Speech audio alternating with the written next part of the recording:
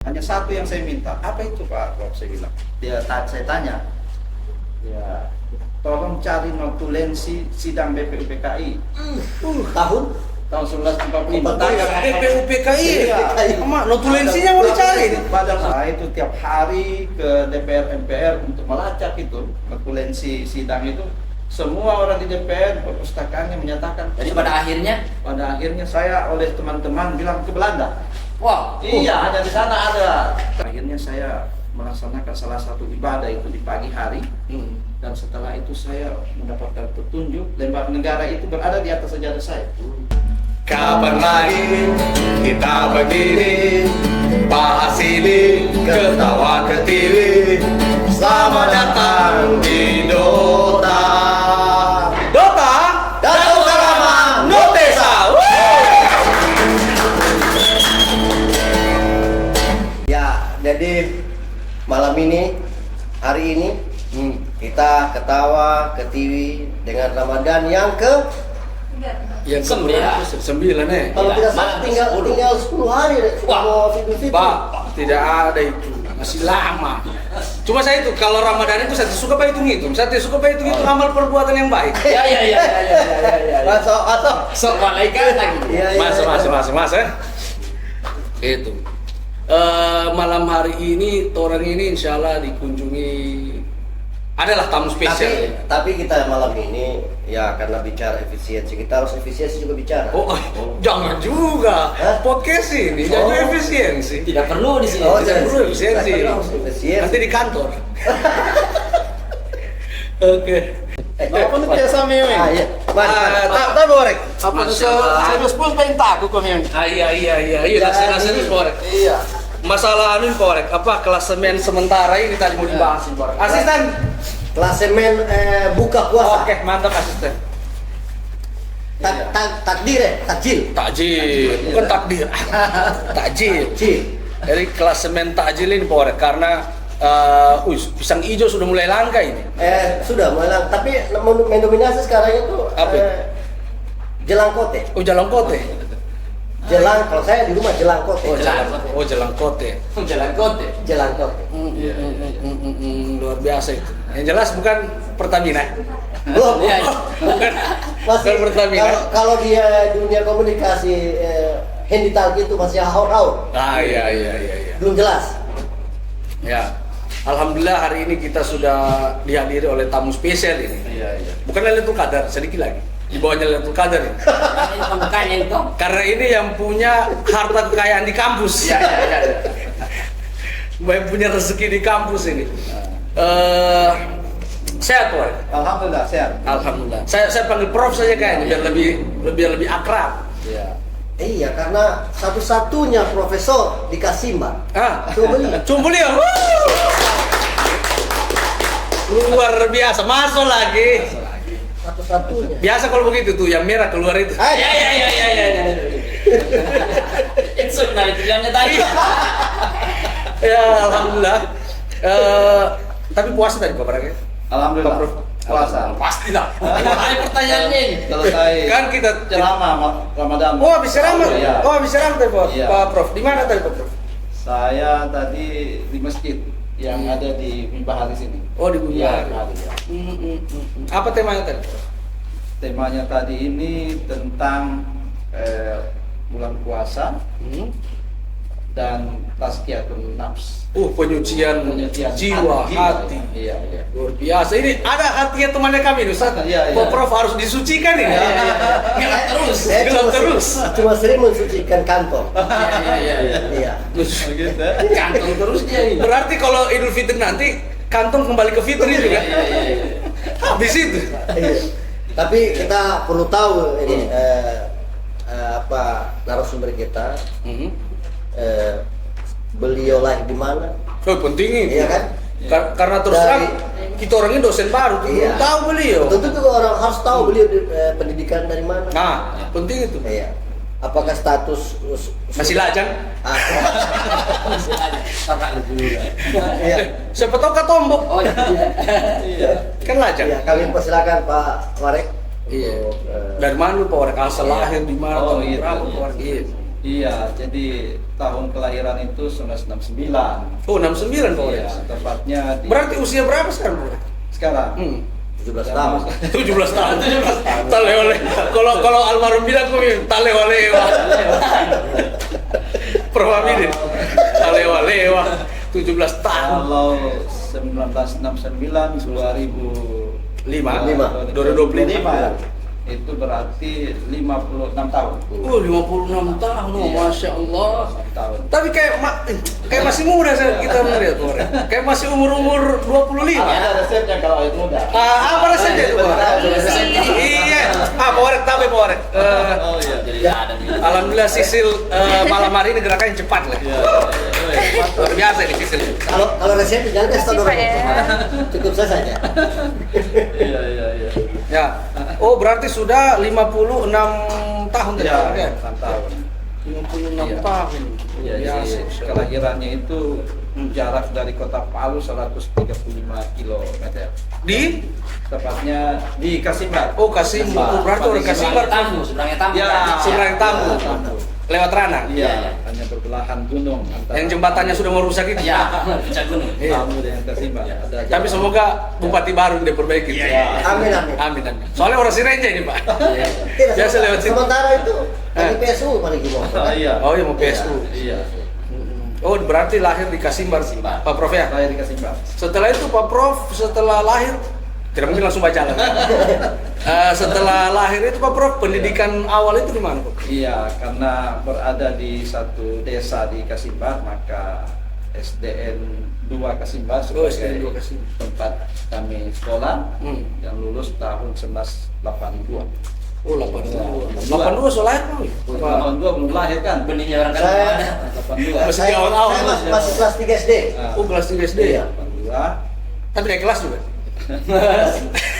82 setelah itu ya lanjut ke Palu. Oh, lanjut ke Palu. Palu. Apa SMP atau Di MTS? Oh, MTS. Tepatnya di Jalan Cignitoro. Oh, MTS Iya. Cignitiro. MTS Oh, legend juga berarti Iya. MTS itu ya? Iya, sudah lama. Tapi luar biasa, banyak jebolan-jebolan yang sukses. Jadi prof ini. Iya, sampai hari ini kami punya grup untuk selalu silaturahim. Oh, yang alumni MTS ini, Pak? Iya. Luar biasa itu. Iya. Tempatnya memang di situ dulu, Prof ya. Iya, Di Jalan Cignitiro memang? Iya, Jalan Cignitiro. Hmm. Sampai hari ini kami selalu terus komunikasi kami baik dan selalu bertemu dalam satu kegiatan-kegiatan saling silaturahim dalam berbagai event dan kegiatan-kegiatan.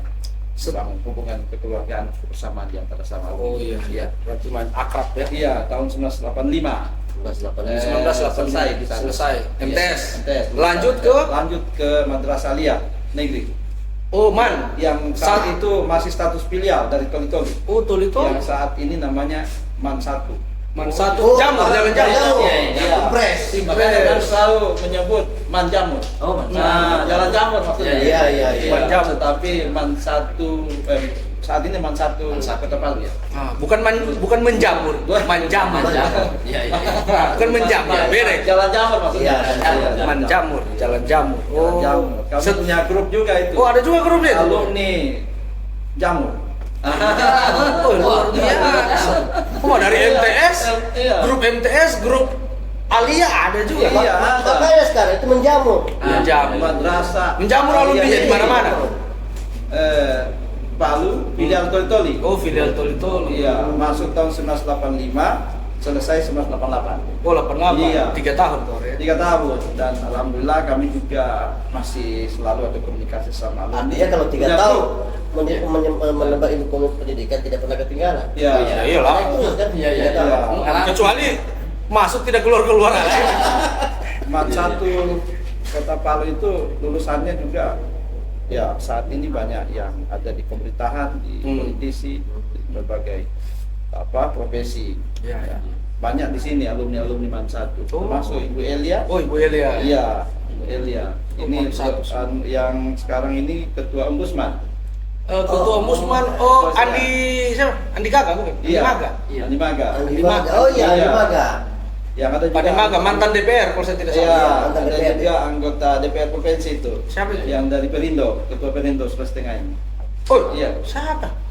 Ya, ada itu satu. Karena saya punya sepupu satu situ, Mahfud Maswara. Ah itu. Iya saya punya sepupu. Alumni itu. Wah, sepupunya Jadi tidak banyak tahu. kami itu.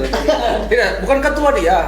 Wakil kalau atau apa lah. Ketua Perindo. Iya ketua Perindo, Iya. tapi bukan ketua DPR. Bukan. Dia orang penting. Ya, paling tidak sepupuku. Oke. Nah, banyak alumni. Iya. Man satu. Ya. Terus kuliahnya Iya pas Ya, kuliah, Prof. Waktu itu kami ada 2 fakultas di sini ya. Fakultas Tarbiyah dan Fakultas Usuluddin. Filial. Madya. Oh. Oh, belum filial. belum. Oh, sudah selesai filial. Atau masih setelah itu? Oh, setelah filial. itu. Berarti Stein sudah. Belum. Status kami waktu itu Fakultas Usuluddin, dekannya Habib Sagaf. berarti Habis. sendiri Iya. bukan cabang dari Makassar. Status Madya cabang Alauddin Makassar. Oh, statusnya Madya. Iya, Oke lah, Madya. Madya. Sama dengan Fakultas Tarbiyah. Iya, iya, Iya.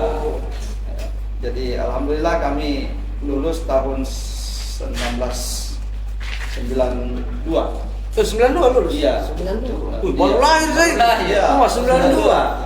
Kita harus merangkai. Iya. Baru lahir ya? Jadi 91 baru merangkai. Iya. jurusan akidah dan filsafat. Iya. Berarti di media tadi itu Bapak salah satu alumni pertama atau media tadi Filial itu dari Media Madya. Media. Bukan media. Madya. Madya. Iya, Madya. Bukan jenderal. General. Aduh. Jadi senior kami waktu itu ya Prof. Zainal Abidin, Oh, Prof. Zainal Abidin. Pak Lukman, ya kan, Pak Abdullah Topada. Oh, Pak Abdullah Topada. Iya, Pak Musen. Musen Madidrus ya. Oh, Iya, kakak kakak, saya. iya, Iya, kakak, mantan Karo. mantan Karo. Iya. Pak Iya, Musen. dan masih banyak lainnya. Termasuk dekan Kuat sekarang Pak Dr. Sidik. Oh, Pak Dr. Iya, Sidik. dan masih banyak lainnya yang punya kompetensi ya di bidang Ya. ya, jadi bidang pemikiran Islam. Itu S1. S1. Nah, terus kemudian S2? Iya, karena kami terangkat sebagai dosen PAI tahun 1998, akhirnya kami disarankan ketika lanjut ke program S2 magister, ya sesuaikan dengan bidang kompetensi status sebagai dosen. S2 di Brunei. Bukan. Oh, di Makassar. di Iya. Soalnya saya lihat tuh Pak Babia kayak alumni Brunei. Brunei Darussalam. Iya. Luar biasa. Iya, Alauddin. Luar biasa yang menjilatnya kami ini. Tahun 1999. Iya, 1999. Nah, waktu itu kami alhamdulillah tes di sini untuk beasiswa. Ya, berkompetisi ya untuk bisa mendapatkan mahasiswa yang magister dengan biaya pemerintah. Beasiswa. Biaya pemerintah. Biaya pemerintah. Itu S2, S2 di Makassar. IAIN Alauddin Makassar. IAIN Alauddin Makassar. Dengan konsentrasi pendidikan Islam. Oh, pendidikan Islam. Kemudian Nah, S3?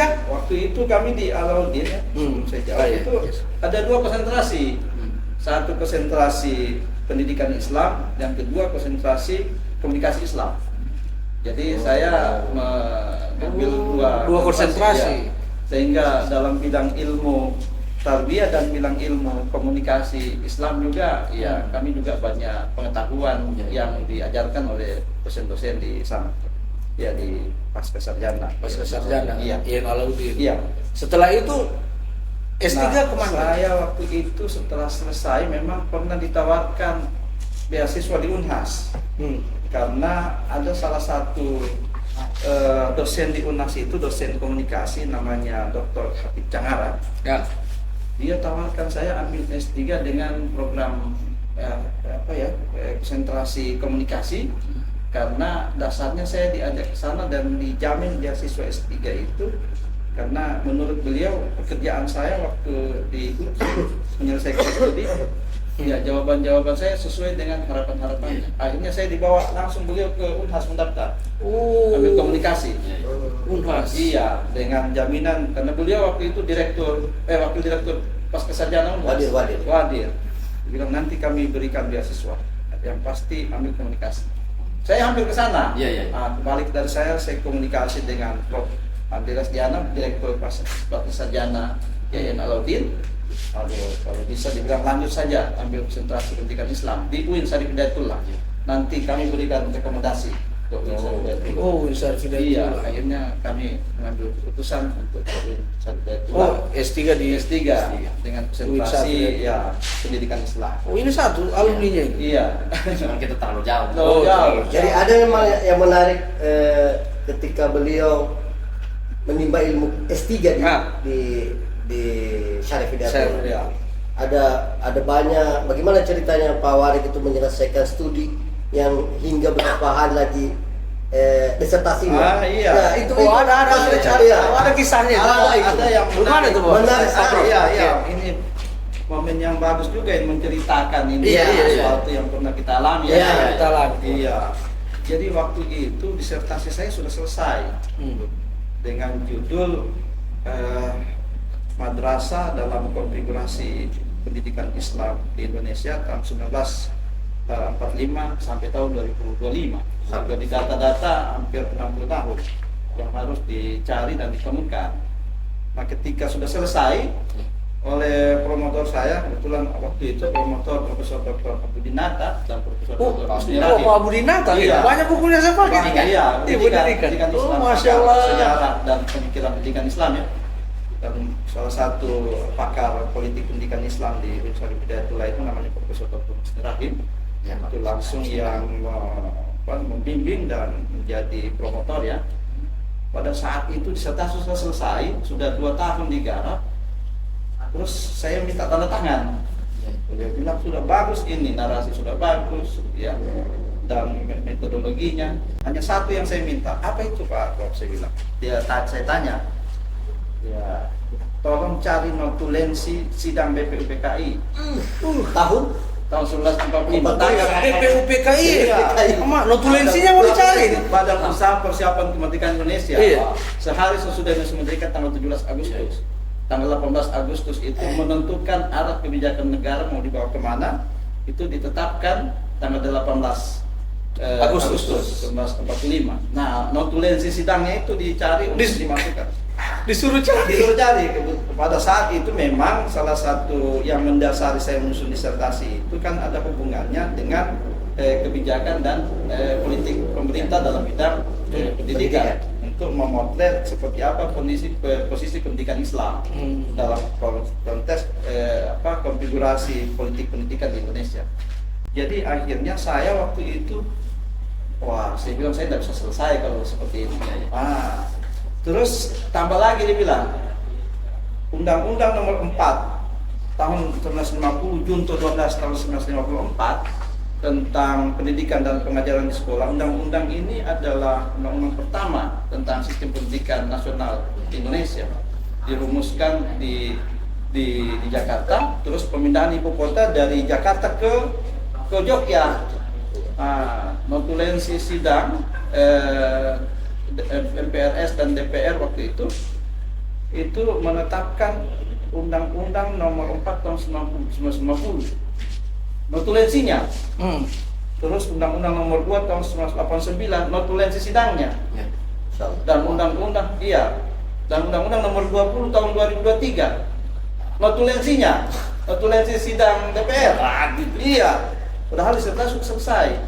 Saya bilang berat semua ini yang kita disertasi sudah selesai. Saya bilang enggak. Saya itu tiap hari ke DPR MPR untuk melacak itu notulensi sidang itu. Semua orang di DPR perpustakaannya menyatakan sudah tidak ada.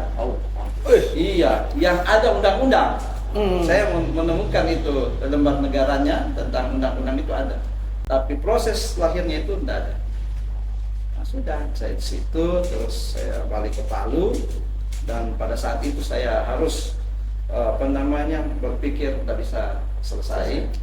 Tetapi setelah Lebaran bulan puasa seperti ini, mungkin ada petunjuk Lailatul Qadar. Lailatul Qadar. Dia bilang sesudah Lebaran harus ke Jakarta.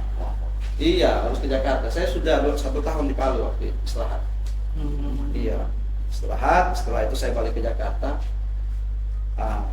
Lebaran masih sepi Jakarta waktu itu, suasana Lebaran. Suasana Lebaran Jakarta kan sepi sekali. Mudik semua orang Mudik. Tiba saya di Jakarta kembali, dan akhirnya saya ternyata memang manusia ini tidak bisa hanya mengutamakan dominan rasio atau rasio akal. Tapi juga akal itu harus Barengi dengan dibarengi iman, oleh hati. intuisi. Oh, intuisi. Spiritualitas. Spiritualitas. Iya, karena secara kekuatan akal sudah tidak dapat kita. Ya, Tidak dapat. Saya setiap hari ke DPR, MPR, ke Istana Negara, ke Sekretariat Negara, Tidak dapat. tidak ada itu, tidak ada. Jadi pada akhirnya, Pada akhirnya saya oleh teman-teman bilang ke Belanda. wah, Iya, hanya di sana ada tentang Catatan sejarah yang dulu sejarah itu. Belanda Iya, ini. Belanda. karena saya lari, saya tidak lari. Oh, Rek, lu Sama kan dulu itu. Memang ini agak berat ini perbincangan kita malam ini. Iya, tapi memang ada hikmah di dalam situ. Iya. Ah. Ternyata dalam dimensi diri manusia itu kekuatan akal penting, tapi tidak Spiritualitas. satu-satunya. Spiritualitas itu. Nah, di bulan suci Ramadan ini yang menjadi ibadah kita ini penguatan spiritualitas Iya, ini. betul. Nah, saya itu terinspirasi dari sana. Akhirnya saya melaksanakan salah satu ibadah itu di pagi hari. Dan setelah itu saya mendapatkan petunjuk lembar negara itu berada di atas sajadah saya. Serius ini? Serius. Por. Iya. Serius. Merinding saya nih. Iya. Iya. Hal yang semacam ini pernah saya dengarkan juga dari Prof. Said Agil Iya. Melawat, Prof. Nasaruddin Umar juga. Iya. Pantas beliau jadi Prof. Iya. Ih, Masya Iya, Allah. Tapi sumpah saya merinding loh. Maksudnya sesuatu yang artinya secara rasio akal Tidak. Kalau baca Quran tidak bisa itu. Tidak dapat. Ya pun masih atau gini ya. Iya. Jadi saya waktu itu sholat itu ya pagi dan pada saat itu saya berdoa meyakini bahwa saya bisa selesai. Dan akhirnya tiba-tiba itu di atas sajadah saya ada nomor lembaran negara itu yang menunjukkan bahwa inilah yang menjadi petunjuk bahwa itu ada. Dan terbesit di hati saya, pergi lagi ke DPR RI, lihat di perpustakaan sana. Setelah saya tiba di sana, saya bertemu langsung kepada petugas di sana, perpustakaannya. Pada saat itu saya selalu bertemu, tapi tidak ada arahan itu. Tapi pada saat saya setelah mendapatkan petunjuk ada nomor lembaran negara itu, dia bilang kalau mau cari tolong dibawa anak tangga itu turun ke bawah sana, cari di sana. Karena dulu kami simpan di sana. Iya, tolong. Tapi kami tidak tahu apa. Tapi yang pasti ada beberapa dokumen di bawah itu. Saya turun ke sana. Tiba di sana saya langsung lihat, oh ini nomor yang pernah ada teringat pada saya di atas sejadah ini. Saya lihat pas seperti itu notulensi. Beberapa notulensi sidang-sidang BPKI dan sidang DPR tahun 1950 ya. Dan tahun 1989 juga saya temukan sampai tahun 2023 tentang sistem pendidikan nasional. Notulensinya bukan undang-undangnya. Notulensi ini proses ya. undang-undang Iya, proses. siapa bicara tentang apa dari berbagai praksi yang ada di DPR. Jadi ngomong-ngomong Pak Orek atau Pak Prof, Iya. kan alhamdulillah setelah perjalanan panjang tadi dari S1, S2, kemudian S3 yang tadi kita sudah saksikan luar biasa, kan ada kekuatan magis. Iya, Kan? itulah. Magis spiritual tadi itu ya mungkin ya hanya orang-orang terpilih yang bisa merasakan itu. Ya kalau saya macam orang bertiga ini kayaknya Insya Allah. ya insya Allah sulit itu. Jadi memang manusia ini kekuatan dimensi spiritualitas itu penting karena itu petunjuk langsung. Itu ilmu yang langsung didapat melalui intuisi, tidak melalui nalar. Nah, meskipun memang manusia itu juga selalu diminta untuk berpikir, tetapi tidak satu-satunya instrumen kita untuk mendapatkan petunjuk. Tapi intuisi ini menjadi penting. Betul. Nah, ketika balik ke UIN mengajar, saya kenal beliau ini karena dulu waktu saya S1 2011, beliau dosen PA saya. Iya, dosen PA saya. Susah dicari di Stein waktu itu kan, atau di IAIN. Beliau itu bukan susah dicari karena bukan karena bermanfaat. Ternyata beliau itu lebih sering di Untar. Kan begitu. Makanya ngomong-ngomong Untar ini Pak Prof, ada tadi malam kebetulan saya ceramah Ramadan tadi malam di Petobo Pak Prof. Dapat salam Pak Prof ini. Dari dosen Untar. Iya. Ibu dosen Untar, saya lupa namanya. Andisa Asma siapa ya? Iya, iya. Saya lupa. Katanya teman Iya, iya. teman akrab lah dulu Iya. di Untat sama-sama mengajar. Iya. Waalaikumsalam. Nah, setelah balik ke UIN, alhamdulillah sekarang menduduki jabatan yang luar biasa lah. Iya, Menurut kita kan, apalagi bukan hanya luar biasa tapi biasa di luar ini. Iya, iya. Bukan biasa di kampus 3. Nah, yang luar biasa membidangi keuangan Pak Warek, keuangan Iya. kampus ini kan seperti itu. Jadi kita mau tahu sedikit cerita-cerita apa sih sebenarnya tupoksi daripada kegiatan Warek 2 itu Pak Iya. Warek? Seperti apa sih? Ya, jadi gini, sebelum saya jawab tentang itu, saya ingin dulu mereview tentang pengalaman kerja saya. Iya. Supaya ada koneksitas terhadap Iya, iya. tupoksi saya ini. Iya, iya. Iya, memang dulu waktu saya di Tadulako itu sudah mendapat kepercayaan dari rektor waktu itu ya. Ada 2 rektor di sana yang mempercayakan saya dalam mengelola mata kuliah universitas. Iya. Satu rektor Sabun Mustafa. Oh, Pak Salim Iya, almarhum. periode kan beliau jadi rektor. Iya. Saya kembali dari sekolah itu, memang ditunggu jabatan itu sengaja dikosongkan, katanya menunggu saya tiba. Iya, jadi sekretaris unit pelaksana teknis mata kuliah umum, mengelola mata kuliah universitas. Dan saya lah di situ. Tiba saya di sana. Nah, kebetulan saya waktu itu masih segar ingatan saya diajar oleh dosen-dosen di Universitas Hidayatullah dalam bidang pendidikan. Saya diajar oleh Pak Malik Fajar ya. Ya, Oh, Pak Malik Pak Malik. Malik Fajar Menteri waktu itu, Pak Tumati Azra. Oh, itu Iya. ya. Itu siapa yang tidak kenal beliau? Dosen Pak Prof. Iya, Iya. iya, Prof Sukito yang dari Universitas Negeri Jakarta, UNJ. UNJ.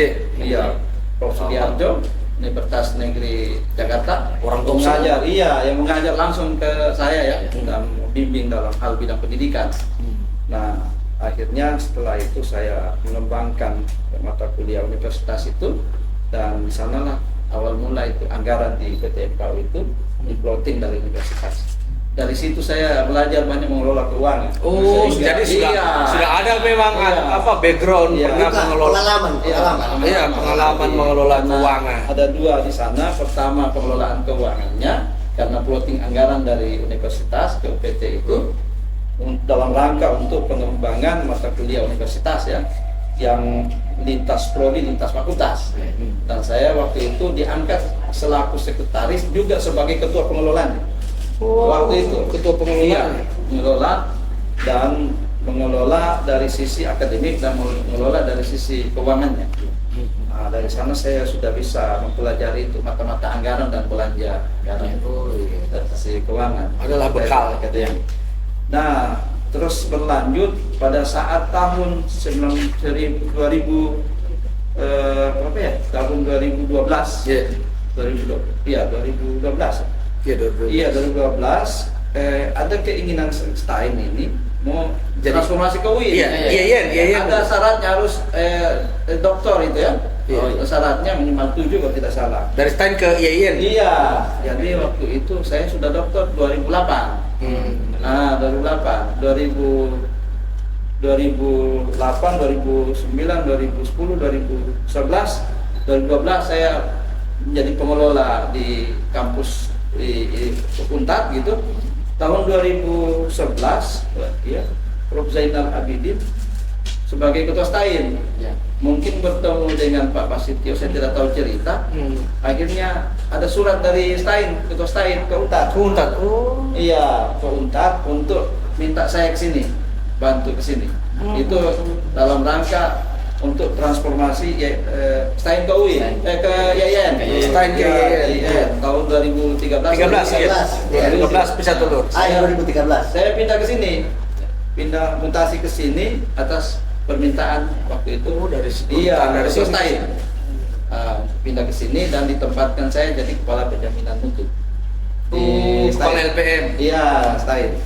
Situ 2012 sampai 2012, 2013 jadi transformasi ke YIN. Iya. Saya kemudian tetap ada di kepala penjaminan mutu sebagai kepala pusat pengembangan standar mutu waktu itu.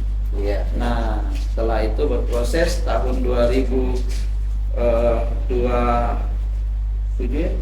2000 tahun 2017. 2017. Nah, Prof. Sagap sebagai rektor, minta saya wakil dekan. Oh, wakil dekan Akademi FT, Pengembangan, iya, iya, FTK. iya, Iya. Akademi dan Pengembangan Lembaga di Universitas Tarbiyah dan Keguruan. Iya, Setelah iya. itu tahun 2021 dekan. Oh, 2021 Iya. begitu Iya. dekan sebelumnya naik. Iya. Iya. Pak Prof, seingat saya kan karena kita FT kan. Pada saat Iya. dekan itu juga sudah banyak belajar untuk mengelola keuangan ya. Oh, sudah. Mengelola Iya. keuangan dan juga akademik di fakultas. Nah, setelah itu dipercayakan menjadi ketua senat. Ya, oke ya. Sempat ketua senat. Ketua senat tahun 2023 ya, ketua senat. Iya. 2023. Iya, 2 tahun ya. Hampir Iya, lah. masa jabatan Pak Prof. Sagap yang akhir-akhir. Ya, setelah melakukan transformasi dari YN ke UIN. Iya. Iya. Setelah itu oleh Pak Prof. Lukman jadi rektor tahun 2023, Iya. mempercayakan saya sebagai wakil rektor bidang administrasi umum, Perencanaan keuangan. Iya. Nah, itu yang ingin kita gali-gali sedikit nih, Oke, Pak Prof. iya. Terkait itu tadi tupoksi Pak Warek, bukan Pak Warek sih, tupoksi daripada Warek 2 itu di UIN ini, khususnya bidang keuangan ini seperti apa sih? Pak? Memang sih sebenarnya berkaitan dengan tupoksi atau selalu kita menyebut TUSI ya, TUSI, ya. tugas dan fungsi. Ya, tugas dan Seluruh pejabat yang ada di UIN atau Karangasem ini mengacu kepada Peraturan Menteri Agama Nomor 30 Tahun 2021 tentang organisasi tata kerja UIN Dato' Karama Palu yang di breakdown kepada Peraturan Menteri Agama Nomor 39 Tahun 2021 tentang statuta UIN Dato' Karama Palu. Seluruh perangkat yang ada di UIN Dato' Karama Palu dalam struktur jabatan sudah ada tusinya masing-masing. Iya, iya. Salah satu yang menangani di bidang perencanaan keuangan ya, itu adalah bidang wakil rektor. Wakil rektor dua. Selalu kita menyebut wakil rektor 2. Sebenarnya wakil rektor 2 itu isinya ada 3. Makan Pak. Jamal Pak. Jadi dia membantu rektor dalam 3 hal. Yang pertama adalah administrasi umum. Iya. Administrasi umum ini seluruh yang berkaitan administrasi ya, dan juga sumber daya manusia. Terus kaitannya dengan perencanaan. Ya, perencanaan anggaran ya. Berbagai kebijakan-kebijakan yang berkaitan dengan anggaran, dan yang ketiga adalah berkaitan dengan pengelolaan keuangan. Iya, 3 itu. Nah, terkait keuangan ini Pak Warek. Iya. Kita tahu bahwa negara kita ini Pak Warek luar biasa ini Pak Warek. Iya. Ada yang namanya apa ya? Sesi-sesi apa itu? Efisiensi. Efisiensi. Efisiensi. Misalnya Sudah masuk tuh Bapak. Jadi tahu. baru satu pisang, belum kalau satu ikan. Makanya ditahu itu. Efisiensi Pak Warek. Efisiensi. Ini kan efisiensi ini hampir ya satu negara kayaknya Pak Warek ya. Yang kena yang berlaku efisiensi ini ya. Jadi sebenarnya efisiensi ini tidak terlepas dari kebijakan negara ya. Ya, kalau kebijakan negara itu mengacu kepada Instruksi Presiden Nomor 1 Tahun 2025. Oh ya, baru Dan tahun 2025. setelah itu ditindaklanjuti oleh Surat Menteri Keuangan Nomor S37 Tahun 2025 tentang efisiensi belanja kementerian dan lembaga. Dan setelah itu tindak lanjuti lagi oleh masing-masing kementerian, dan khusus Kementerian Agama itu ditindaklanjuti oleh surat Sekjen ya, Sekretaris Jenderal Kementerian Agama nomor 0565 02/2025 tentang efisiensi belanja anggaran di lingkungan Sekretaris Jenderal Kementerian Agama, dan diikuti oleh surat Direktur Jenderal Pendidikan Islam nomor B111/2025 tentang efisiensi PTKIN. Nah, salah satu yang mendapatkan efisiensi ini adalah PTKIN UIN Dato' Karama Palu. Kalau boleh tahu Pak Warek, besaran anggaran kita tiap tahun itu Pak Warek berapa, dan kemudian ketika ada efisiensi Ya. efisiensi itu jadi berapa Pak Warek? Jadi kalau boleh begini, tahu ini. Jadi gini, memang sumber pembiayaan kita di Windarto Karama Palu ini ada 2 sumber. Yang pertama dari rupiah murni. Oh, rupiah murni. Rupiah murni ini Ada rupiah yang tidak murni, Pak Warek? ada. Apa yang kita tahu ini cuma Pertamax yang tidak murni, Pak Warek? Ada. Rupiah murni. Oh, rupiah murni, ya. Disebut dengan RM. Oh, RM. Iya. Yang kedua adalah pendapatan negara bukan pajak. Oh, PNBP. PNBP. Rupiah murni itu bersumber dari keuangan negara, APBN. APBN. Sedangkan PNBP itu bersumber dari mahasiswa yang kita sebut dengan uang kuliah tunggal. UKT itu ya. Tapi doi semua itu. Iya, untuk Oh, tahun iya. 2025 ini sesungguhnya sudah fix anggaran kita itu 101 miliar. 101 miliar. Iya, 101 miliar. Anggaran kita sudah fix 101 miliar. Lebih tinggi korupsinya anu itu. Pertamina berapa sih? 986. 900? 100. Bukan 68,5 triliun. Oh, Triliun itu bukan miliar. Jadi perpaduan antara rupiah murni dengan PNBP kita itu 101 miliar tahun 2025 hasil rapat kerja tahun 2024 yang sudah mendapatkan persetujuan dari Biro Perencanaan Kementerian Agama. Kementerian Agama. Nah, berkaitan di tahun 2025 ini ada kebijakan efisiensi anggaran. Jadi tinggal dan dana kita sekarang ini ya yang menjadi dana operasional, jadi operasional selain dari belanja pegawai, Pegawai, ya. karena belanja pegawai kita itu semuanya masih aman. Oh, aman. Aman, tidak ada masalah kita. Tidak ada masalah. Berarti ada Ada THR nanti, Iya. Pak Warek. Tunggu sebentar saja. Tunggu dulu. Pak Warek masih mau mempersiapkan mental. Iya. Jadi begini, dari rupiah murni itu salah satu pembelanjaannya adalah belanja pegawai. Belanja pegawai itu terdiri dari gaji pokok, Ya. tunjangan ya, Oke, konvensional, tukin, ya. Jangan lauk pauk, Lauk, tunjangan LP. kinerja atau biasa orang menyebut ya selisih tukin Ya, dari Serdos. begitu. Jadi itulah belanja pendapatan kita di lingkungan Windarto Karama Palu ini bagi dosen ya. Aman itu, Pak Warek. Aman, tidak ada, aman kita. Dosen dan teknik. Dosen dan teknik. Aman. Kalau Tidak. kalau teknik kan tidak sertifikat. Aman. Pak Warek kan dia punya dosen. Tidak ada, tidak kena efisiensi. Tidak. Tidak kena efisiensi dia. Ya, karena itu namanya belanja pegawai. Ya. Sumbernya rupiah murni kan. Oh, iya. Dari rupiah murni kita itu dari 101 miliar itu 41% itu masuk dalam belanja pegawai. Nah, termasuk 41%. Jadi besar itu Belanja pegawai. belanja pegawai kita itu. Iya. Dari rupiah murni yang dari APBN itu kan. Nah, sehingga menurut kita bahwa itu masih aman karena tidak masuk dalam kategori efisiensi. Efisiensi. Itu hak pegawai. Ya. Hak pegawai. Nah, terkait dengan HTR tadi? Iya, gaji 14, THR. gaji 14 dan gaji 13, ya. 13. Kalau gaji 14 ini kan tunjangan lebaran biasa. Iya, tunjangan Ya. lebaran. Nah, kalau gaji 13 itu kan tunjangan pendidikan. Iya, tunjangan pendidikan bagi keluarga yang sekolah kan, Iya. yang sekolah itu. Nah, memang di apa namanya? Di belanja itu kita menunggu petunjuk teknis. Oh, masih menunggu hidayah lagi nih, Iya, Pak Warek. menunggu. Oh, maaf, saya kira dulu. Karena meskipun itu misalnya ada, maka ada petunjuk teknis dari Kementerian Keuangan dalam hal ini DJA. Oh, DJA. Iya, Dirjen Perbendaharaan Negara. DJA menunggu petunjuk teknisnya.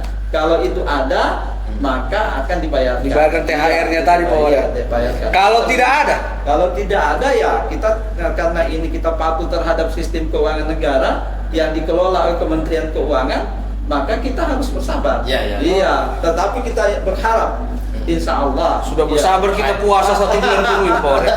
Kalau saya tidak mau bahas. Iya begitu. Iya. Sudah mau stres, orang punya operator ini. Oke. Tidak dapat THR nanti, Pak Warek. Itu berarti efisiensi ini Pak Warek. Ya banyak lah mungkin program-program kita di UI ini yang kena apa namanya? Iya. Paling tidak masih tetap kita bisa berjalan ya Pak Warek. Jadi memang kalau efisiensi untuk di PT KIN itu lebih dari 11 triliun. 11 triliun. Keseluruhan. Dampaknya ke Windarto Karama Palu ini yang masuk efisiensi itu 27 miliar 877 juta 513 ribu Dari rupiah. 101 Iya, miliar. 140, 100 berapa tadi? Oh, 101 miliar. yang terdampak atau kena dari 20. efisiensi ini, efisiensi anggaran kita 27.877.513.000 rupiah. Nah, Biasa. jadi lumayan besar ya, lumayan besar. Persen berkata, Pak? Iya, Iya. lumayan besar. Nah, 27. dari 27 sekitar itu ya, dihubungkan juga dengan belanja pegawai yang 1%, sehingga operasional kita sekarang tersisa 9 miliar. Oh, tinggal 9 miliar, Bro. Mbak apa Keseluruhannya itu? Iya. Semua fakultas? Iya. Di bulan ini. Tidak, Bukan, tak- untuk 1 tahun. Oh iya, ini bulan ini tinggal 9 miliar. Bukan, selama 1 tahun ke depan itu dana Sehingga, operasionalnya itu itu tinggal. berimplikasi kepada operasional. Iya, operasional. Nah, Oh, kemarin itu iya. memang kita berpikir keras. Jadi Pak Rektor dalam hal ini selalu mengundang rapat untuk membicarakan ini, karena ini kebijakan dari pemerintah pusat yang harus ditindaklanjuti oleh kita di UIN Dato Karama Palu, dan bukan hanya kita, seluruh PT KIN Ya. Se-Indonesia. ini. Ya, untuk menindaklanjuti tentang kebijakan efisiensi belanja negara. 9 miliar. Termasuk Nah. kemarin Pak Warek, Litab Dimas itu kan Penelitian. Ya, penelitian jadi itu kan gini, tiba-tiba jadi- di-cut. Bagaimana dampaknya terhadap pelaksanaan titular perguruan tinggi kita? Iya. Nah, yang pasti bahwa salah satu kebijakan yang kita ambil di UIN Dato Karama Palu melalui sebuah bentuk musyawarah rapat pimpinan ya. Rapi. Rapat pimpinan, dan itu disertakan juga atau diawali oleh proses rapat-rapat internal ya, dengan perencanaan, sehingga menetapkan itu biaya operasional itu mengalami pengurangan tanpa dari efisiensi, termasuk operasional belanja ATK rumah tangga di fakultas. Ya. Iya, lalu di LP2M penelitian dan pengabdian masyarakatnya juga sudah ditiadakan sementara. Kemudian KKN luar negeri, Iya. penelitian luar negeri juga. Kalau tahun Pengabdian. lalu kan ada. Ya. Sebenarnya kalau 101 M yang kita anggarkan kemarin itu sih sungguh-sungguhnya adalah sudah membiayai seluruh kebutuhan kita, termasuk di dalamnya arah pengembangan kebijakan rektor terkait dengan 4 mata kuliah yang sangat penting itu ya, tentang entrepreneurship, ya, integrasi ilmu, moderasi kearifan lokal, dan moderasi beragama atau moderasi Islam moderat ya. Islam moderat itu sebagai mata kuliah itu semua sebenarnya sudah ada anggaran dalam pengembangan kurikulumnya, dalam pengembangan pembelajarannya, pengembangan kompetensi dosennya. Itu sudah jelas, on the track kita sudah jadi, on the track kita menuju kepada arah pengembangan kompetensi di sebagai mata kuliah universitas itu. Jadi entrepreneurship itu sudah ada semua program-programnya, integrasi ilmu juga sudah ada program-programnya, kearifan lokal, termasuk pembuatan buku ajarnya semua sudah tersusun semua, aman semua. Dan kami langsung mengawal proses perencanaannya di Jakarta, hasil rapat kerja kita di tahun 2024. Tapi itu berdampak efisiensi, maka itu sementara itu ditiadakan. Oh, jadi seperti itu Pak Warek ya. Biaya pemeliharaan gedung juga, biaya pemeliharaan gedung itu juga terdampak Dampak. juga, iya. Tapi by the way Pak Warek, Iya. terakhir ini terkait dengan efisiensi anggaran Pak Warek. Kira-kira Pak Warek, ada tidak anggaran yang kita orang kalau mau beli lampu nih Pak Warek? Iya, kalau ini coba Beli lighting ini Pak Warek. Apa masih bahasnya kami Pak Warek? ya, karena ini penting ya sebagai bentuk sosialisasi. Iya, Ini penting ini. Secara prosedural tetap menyampaikan surat. Iya, Nanti iya, kami iya. akan insya Allah. Insyaallah. Amin. Cari- Amin. Amin. Iya. Begitu. Iya, lumayan juga disewain Pak Warek. Iya. Kami paham itu. Iya, karena ini juga Masuk lagi. sosialisasi Masuk. segala macam. Oke. Jadi begini Pak Warek, kan kebetulan bulan Ramadan Pak Warek. Baik. Kebetulan bulan Ramadan, tadi juga kita dengar bahwa disertasinya Pak Warek terkait dengan madrasah tadi Pak Warek ya. Iya, madrasah. Makanya kita mau bertanya Pak Warek, bulan Ramadan ini Pak Warek, apakah bisa menjadi madrasah bagi kehidupan kita ini dalam membentuk akhlak mulia kita ini Pak Warek? Ya, jadi bulan Ramadan ini sesungguhnya adalah sarana yang Allah berikan kepada kita semua ya. Dan ini menjadi madrasah kehidupan kita. Apa maksudnya madrasah ini adalah mengembangkan seluruh potensi yang Allah berikan kepada diri kita. Jadi potensi itu. Jadi bentuknya pendidikan, ya, bimbingan, ya, terus pengembangan, ya, seluruh potensi yang kita miliki. Termasuk adalah potensi yang paling penting apa yang disebut dengan fitrah pada diri kita. Ya, fitrah. Ya, karena itu kan ada ayatnya kan. Bagaimana ayat? Fitratullahil lati fataran nasa 'alaiha.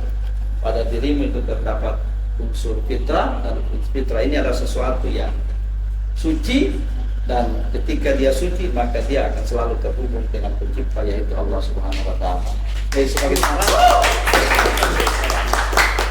Berarti memang Ramadan ini insya Allah bisa membentuk dia sebagai madrasah kita untuk membentuk kita jadi pribadi yang berakhlak. Ya, jadi kalau diri kita itu dekat dengan Allah, maka kita bisa memastikan kita akan bisa memiliki perilaku yang terpuji. Ya, itu yang disebut dengan akhlakul karim. Oh, akhlakul karim. Aku terus terang kami tiga orang kurang akhlak. Ya, makanya semoga bulan suci Ramadan ini betul-betul mampu merubah kami bertiga ini, Pak. Saya mengutip salah satu pendapat filosof Muslim, ya, namanya Ibnu Sina. Dia mengatakan bahwa jiwa manusia itu dibagi dua hal. Oh, dua. Yang pertama ada yang disebut dengan jiwa amilah. Amilah. Yang kedua jiwa alimah. Amilah wa amilah. Iya, jiwa amilah ini sesuatu yang terkait potensi terhubung ke atas.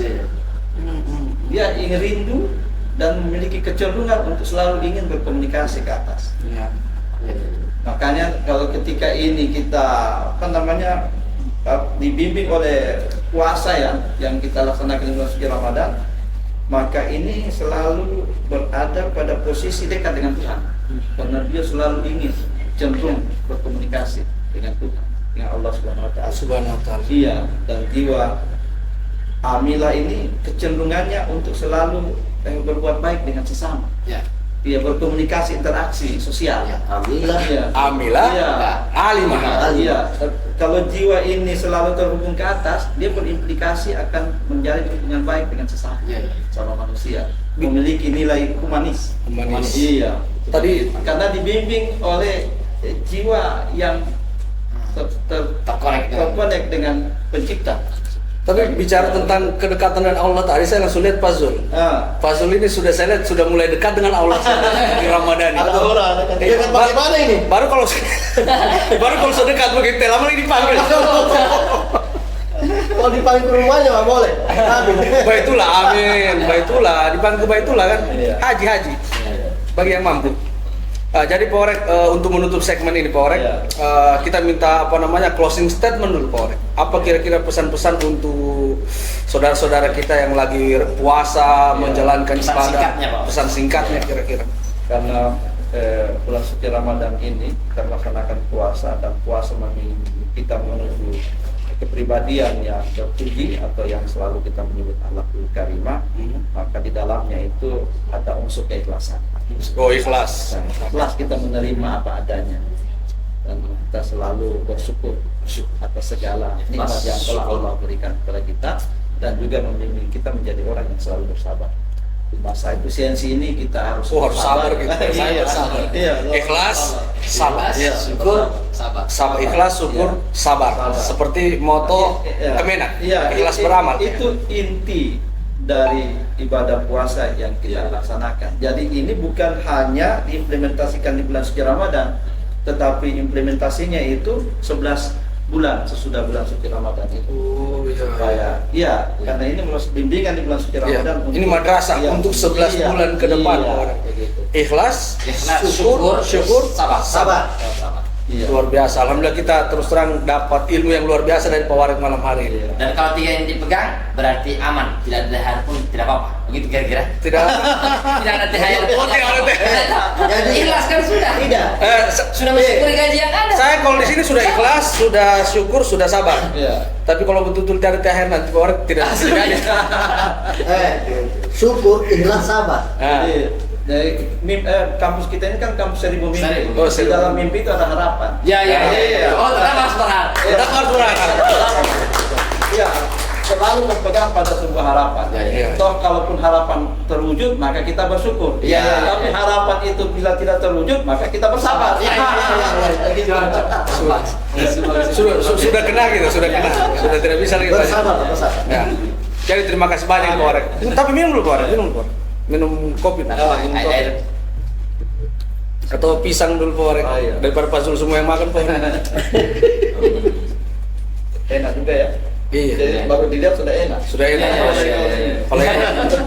Tahu Ustaz, minum. Berapa?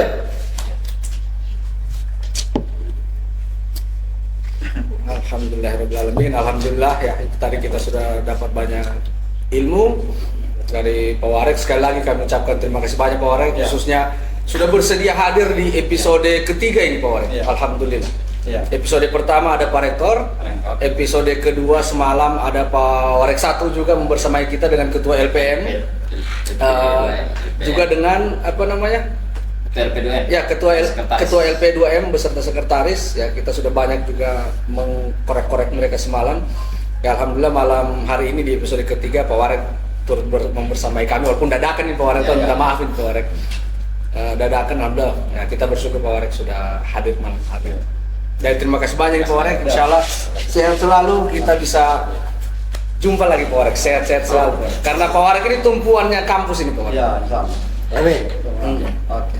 Jadi, Ya, iya. Ya. Jadi begitu saja. Ya. lama-lama tinggal di sana. Iya. Lama-lama tinggal. Iya. Iya. Sudah ada kelas itu. Sudah. Sudah. Sudah, Pak. Ya, Pak. Insya Allah nanti kita ketemu lagi. Ya. Kalau begitu, Setiawan beli rokok. Yang merah. Saya sudah bilang tadi masuk kami punya tende. Pak Zul, masuk beli rokok. Apa itu tadi itu salah satu kru itu bahasa Potenza. Orang rokok dia Potenza, orang tua.